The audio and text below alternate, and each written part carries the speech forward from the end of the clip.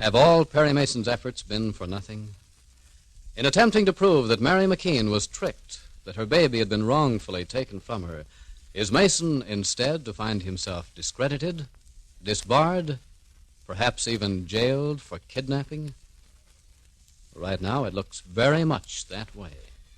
For as we join them shortly after the close of yesterday's episode, we find Perry and Della in the back seat of a police car, under arrest, headed for the police station. Beside them, Officer Harrigan casts an occasional and unfriendly glance in their direction. Both Mason and Della have been silent, and Della keeps her face turned towards the window to hide the tears of disappointment in her eyes. But now, Mason breaks the silence. You know, officer, I think I owe you an apology. Skip it. Believe me, I wouldn't have taken you in if it hadn't been absolutely necessary. Look, I'm not sore. You had your laugh on me. Now I get my laugh on you. Turnaround's fair play. I've been trying to learn how an innocent woman was framed. If you'd recognized me right off, you'd have spoiled my chances.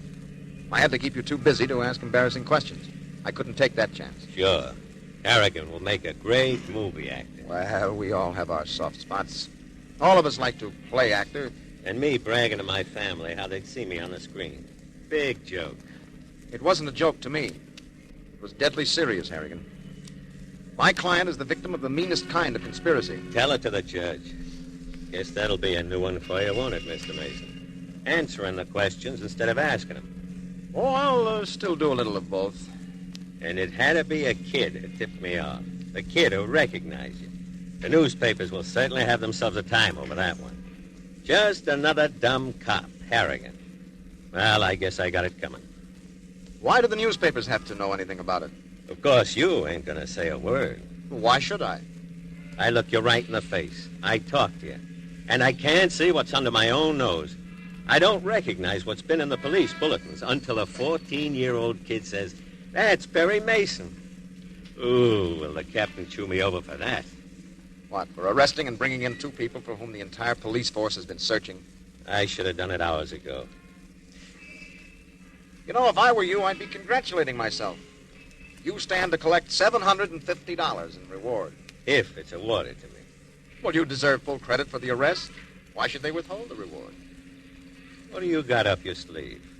Nothing. And why should you do me favors? Oh, is there any reason why I shouldn't? I spoiled your play. I arrested you. When somebody takes a shot at you, you don't get sore at the pistol. That's merely the instrument. You go after the person who pulled the trigger. I don't get it. You needn't. You're still going to jail. You ain't got a chance to talk me out of it. I wasn't trying. They say you both can be sent up for life. I know what they say. Lady, there ain't a bit of use in crying. Sure, it ain't any picnic in jail, I'm but not thinking of myself. It's my cousin. Oh, Chief, we might have been on the verge of finding proof. We might have cracked the case in another minute, another hour. Now, take it easy, Della. We're not licked. If we're in jail? There are others working for us outside. Oh, but take the matter we were talking about just before our arrest. It can be worked out by a different party. Then we have a chance. if you're talking about the fellas who helped you take those movies or pretended to make movies, some of the boys are with them right now, asking questions. And they better have some good answers ready, too. They're not guilty of anything, officer. Harboring a man wanted by the police? That ain't anything? First, you have to prove they knew I was Perry Mason. If you didn't recognize me, why... Yeah. Besides, before this thing gets too far, I expect to show there's no case against any others. You sound pretty sure of yourself for a guy headed for the clink. Well, officer, strange as it may sound, I still have faith in the workings of justice. I still believe the truth will out. Sometimes it takes a little time, but eventually the truth will out. If all you need is time, I'm thinking you'll get plenty of that. All out. Here, let me help you, Bella. Oh, Chief. No. We've been in police stations before, Della. Not like this. Up the steps. Up the steps and inside and to the sergeant's desk. Since you two have been in police stations before, I don't guess I have to show you the way.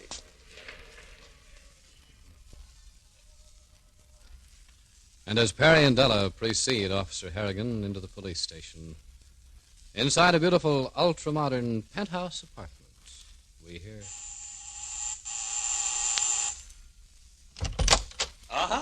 Mrs. Wren and Nan. Hello, V.H. I hope we're not intruding at your dinner hour. Meaning you don't care, Mrs. Wren? No, matter of fact, I rarely dine before midnight. More chance to work up an appetite by then. Usually, I'm not in at this hour. But it happens I'm expecting a phone call. Won't you ladies sit down? Oh, no, thanks, V.H. Think I'll just look around. I love this place. You said you were going to telephone me. I tried to get you over and over. I've been out. I just came home in order not to miss a call. Indeed. Possibly a more important crime? Oh, by no means, Mrs. Wren, by no means. This call is vital to your case.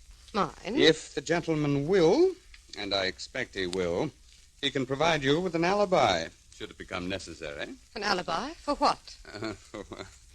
For the period during which those compromising photographs were taken of your sister-in-law, Mrs. McKean, and that unfortunate deceased gentleman, Jim Rendell. But why should I need an alibi?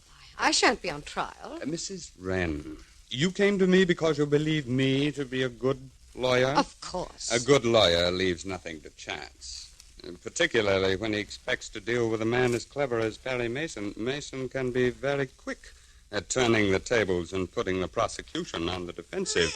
Liz, look at this. The chromium bar. Hey, and it's got everything in it. Nan, my dear, you have the instinct of a homing pigeon, as per usual. Would you ladies care for a drink? I would. Well, a small one, just to keep out the chill. Hey, come on over and watch me while I play bartender. Come on.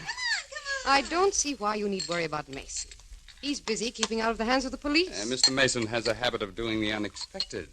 My hope is to anticipate the unexpected. Mm-hmm. Here's your drink, Liz. Oh, thanks. When Mary McKean's trial is resumed, I expect to rush it to its conclusion with all possible speed. I hope. Here's your drink, B.A. But I'd be most stupid if I ruled out the chance of a surprise move on the part of Mason. Hey, B.H., here's your drink. Oh, thank you, man. Oh, my call, no doubt. Put my drink on the bar, Nan. And, ladies, don't wait for me. As if we would. Murtaugh speaking. Sergeant Barker. What's up, Sergeant? You don't say. Well, how long ago was it? Well, why didn't you let me know when the call came in? Oh, no matter, no matter. I assume the bail is high? Yes, yes. Thanks. I won't forget you, Barker. Now I will take that drink, Nan. Here. I have something to drink, too, as do we all. Hey, wait till I get a refill. What's happened? Perry Mason and Della Street have been arrested. Hey, that calls for a good stiff drink. At this very moment, they're being booked. No. Cheers. One moment, Nan. Guess where they were arrested, Mrs. Wren? How would I know? In a vacant apartment house on the west side. What? It seems they were taking some movies there of a hospital set. Oh, no. I think it was a coincidence, Mrs. Wren? How could they have learned? How could they have found out? I said Mason was resourceful. How much do you think? He has learned? I can't answer. But you see how right I was in arranging an alibi for you. Yes. Forewarned is forearmed.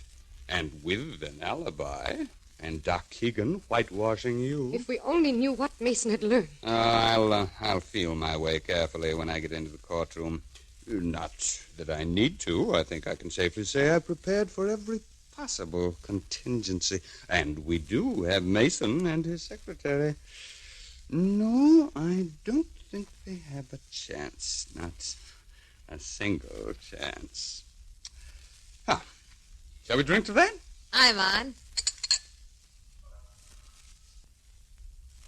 Not a single chance, says Mr. Murtaugh. Well, what do you think? Is this ruthless, clever man right? Will Perry Mason, for the first time in his career, go down to defeat? I don't know. Join us tomorrow, won't you?